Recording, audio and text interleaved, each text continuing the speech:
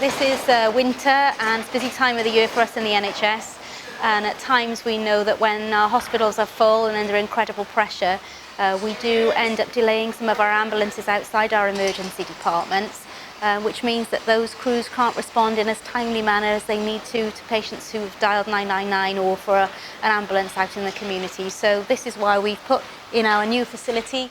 And it's fair to say the patient experience has vastly improved from what we were seeing at the back end of last year, with patients waiting in the back of our ambulances here at the emergency department. We've seen on good days a 3/4 improvement in the loss of ambulance handover hours, and overall a better experience for all of our clinicians working together, and crucially for our patients too. We've already seen about 150 patients through this facility. Our patients love it. Our relatives have given us some really good feedback about how quickly patients are being seen and are on their journey. Our staff are finding it really supportive in terms of making sure that patients are dealt with in a timely way and are receiving really good care.